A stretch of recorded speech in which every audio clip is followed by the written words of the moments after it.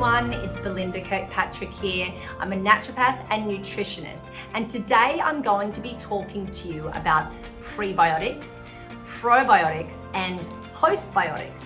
Now, lots of you may not have heard about postbiotics. It's a fairly new sort of discovery, I guess is probably the right word, in the field of the biotics, and so that's really exciting. Now, these things basically can work together to get your gut health in tip-top shape. Now, why is it so important that we're focusing on gut health? Now, lots of you might know the importance of the gut. 80% of our immune system is based in the gut. Our gut can produce and maintain appropriate levels of our hormones. 90% of the serotonin, so our happy hormone that we have, is produced in the gut. So gut's not only important for mood, for hormones, for immune system, but also for energy and general health. It's really important that we're looking after our gut. So prebiotics, what are prebiotics? So prebiotics are basically the food that feed the probiotics, okay? So they specifically feed our probiotics, or our beneficial bacteria that are already present in the gut. So they're not live like probiotics, they come from food sources. And they come from a type of dietary fiber that we as humans can't break down. So this type of fiber goes through our digestive system and feeds the good bacteria. So they are quite selective. Prebiotics are quite selective. So they basically primarily stimulate the growth of a specific type of healthy bacteria. So you want to get lots of different types of prebiotics coming in your diet. Now, prebiotics come from food sources like Jerusalem artichokes, oats, bananas, chicory, asparagus, and also, interestingly, cooked and cooled rice, and excitingly, cooked and cooled potatoes. So the poor old potato that everybody thought was like, you know, just a starchy carb and not that good for you, if you cook it and cool it, it becomes resistant starch and a prebiotic, so it's actually really good for your gut health.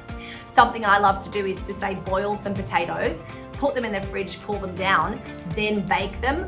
So good. So you can reheat them. It's just that process of cooking and cooling.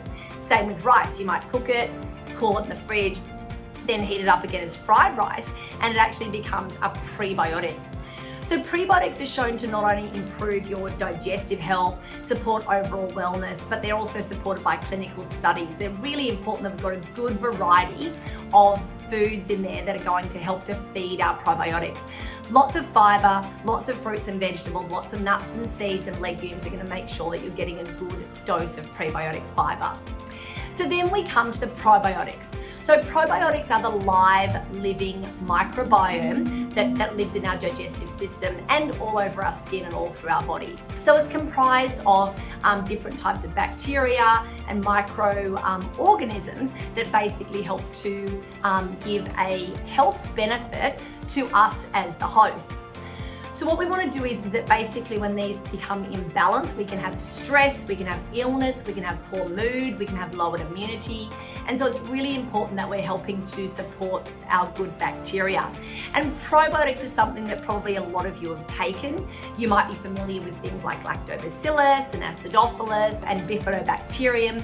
They're probably the most common types of probiotics. You can also get probiotics in food. So things like kimchi, fermented vegetables, miso, yogurt, kefir, kvass, beet kvass, sauerkraut. These beautiful probiotic foods are giving us lots of these live, healthy microorganisms that really can contribute to our overall health and wellness. So the last one that you may not have heard about so much before are the postbiotics.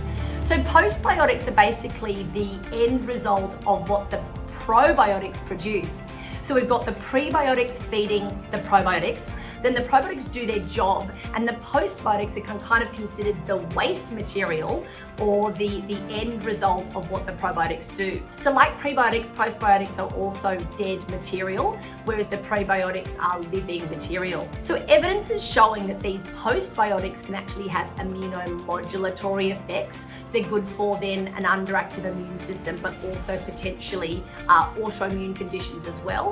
And research has shown that they can be good for adult dermatitis and eczema, diarrhea, and also good for colic in infants. These postbiotic substances include things like short-chain fatty acids, protein chains like peptides and parts of dead bacteria that can maintain your gut health and reduce inflammation. Now, this is so important to our health moving forward, is that we want to keep our body as anti-inflammatory as possible.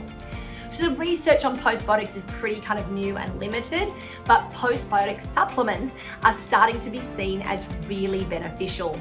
And so postbiotics, this scientific research is starting to look at, are really important for a healthy immune system, balancing that gut microbiome.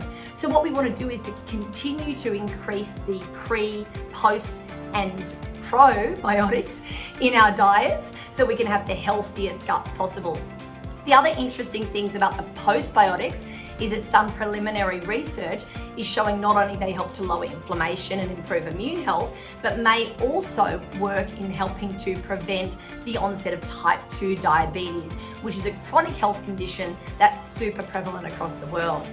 So enjoy your pre, pro, and postbiotics, and I hope this really started to help you to understand the biotic family and why all of them are really important for our health and well-being. Enjoy, guys.